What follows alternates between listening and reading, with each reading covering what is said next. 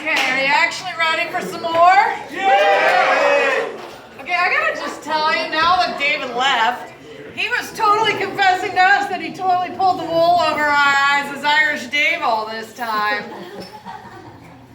But then he also gave us a love letter in the end. And I have to say, it means a lot to us because we don't make money. This is not our day job. We don't make a lot of money at it. We all really do this because we have a passion for storytelling and what live entertainment is and creating a community around it. So hearing the impact of that, he can confess about Irish Dave every day of the week. So was that a great first half or what? Wonderful! I'm very excited that we are going to move right into our next piece. And we actually have a first-time storyteller to our stage. We're very excited to bring her in. So please welcome Noemi Ziegler-Sanchez.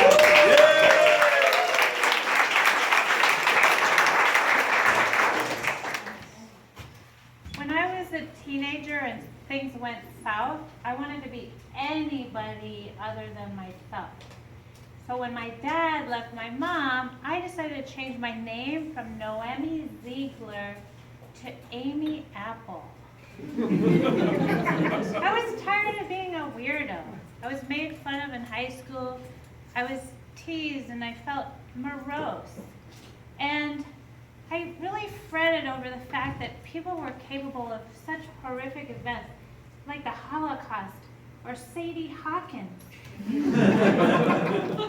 was like everybody was going to know that no guy would accept my invitation to the dance. My mom took me to a doctor, and he assured me there was nothing medically wrong. And I wanted to stress to him that I had a whole long list of symptoms, which included paranoia, pathological self-awareness, lactose intolerance, and this sneaking suspicion that JCPenney's sales were not as good as they used to be. So he finally diagnosed me Jewish.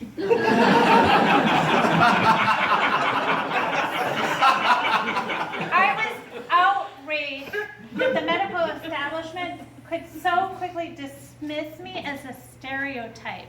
Not to mention a stereotype for which there was no medical cure.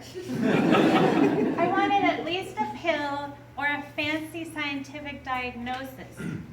So I made an appointment for consultation somewhere that I knew that could give me real answers and tangible results. A plastic surgeon. Dr. Eisenberg told me my problem was a hooked nose and the remedy was rhinoplasty. My mom totally freaked out that I was trying to turn myself into a blonde cheerleading Gentile and that I might be suffering from some false delusion that if I changed my outsides, that I could change my insides. And I said, Mom, so you actually think that I think that suddenly, overnight, everything is going to change for me just because I get a nose job? Like I'm going to suddenly be popular and I'm going to get a boyfriend and everybody's going to want to fuck me? Oh my God, yeah. I didn't tell her any of that, but I want to confess to you guys that I actually halfway believed that the minute that I emerged from that nose cast, my life was going to be amazing. It would be goodbye Rubik's Cube, hello Trapper Keeper. There's no book for the cool kid.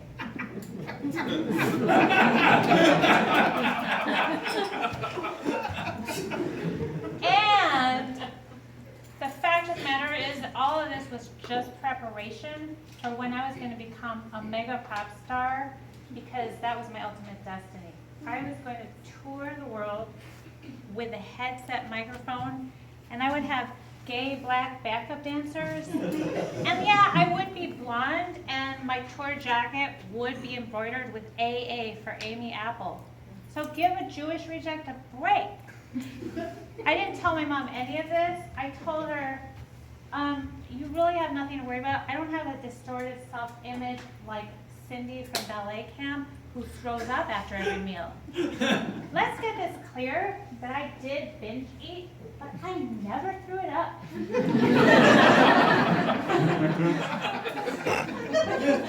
I'm totally serious, because like people are starving in China. And you know what? I totally don't regret that fact, because I was totally too wussy to do it, but I never told my mom any of that anyway. She, in her last ditch effort to convince me not to get rhinoplasty, gave me a choice. She offered me $1,500 toward either a nose job or a new car. That was an insane predicament for a middle-class Jewish girl. That's kind of like forcing Sophie to choose which baby to save. But actually, no, because that's probably easier, because babies are kind of annoying. So anyway, I finally came to my senses and I made the most practical choice. I got myself a sporty compact, and it had like a ski slope hood, and it had diameters that were 2 millimeters smaller. I loved my new nose. It was a total beauty. So when I healed up, I went back into high school, and I couldn't wait to see everybody's stunned head turns, like a double take. But nobody noticed. I mean, nobody said anything either way. I was totally devastated. Finally, I had to come to terms with the fact that I was just going to have to bide my time until I graduated, because I knew at that point that everybody who was popular was going to become a total loser and go to rehab, and all the rejects were going to rule the world. Because that's what my sister promised me, and I'm still waiting. So for the next 30 years, I did everything you could ever imagine to become famous.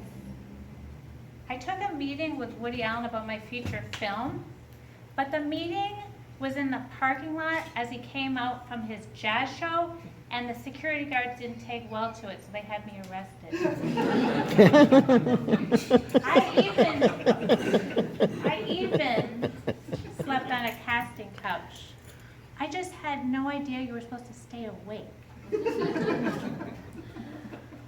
I also got invited to perform on the main stage of the Castor Halloween party, but they cued the wrong song, and like a deer in headlights, I stepped out with no plan. Somehow I took control of the situation and like got through, but at the end of the song, the entire audience responded by applauding. I couldn't believe it. They actually liked it. And it was like I had the ultimate stamp of approval, because for a straight girl, I had gay fans. And I don't mean just gay fans, I mean hundreds for as far as the eyes can see. And that's when I really knew that I had a problem. My entire life I'd spent trying to pretend that the outside could fix my insides, and all of a sudden there was proof that it couldn't. I was living out my ultimate pop star fantasy, and I was more miserable than ever.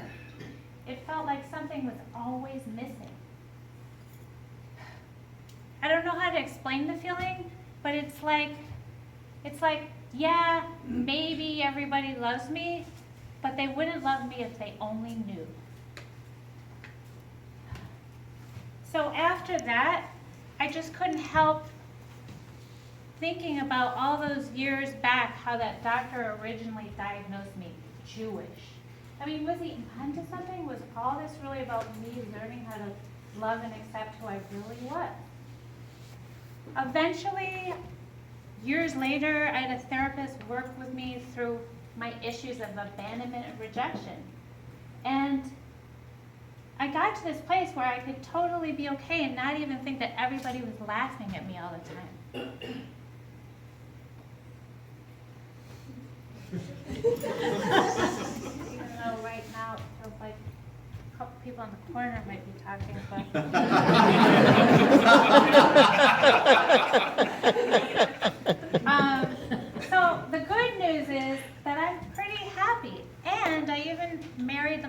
wonderful, loving man on this earth. But I do want you to know that that has not squashed my drive for fame. I'm still trying really hard. And the great news is that I really like my nose job. And I really want to confess that I believe that eventually it's going to make me famous, even if it ends up being like a karaoke host for a senior citizen center. Thank you.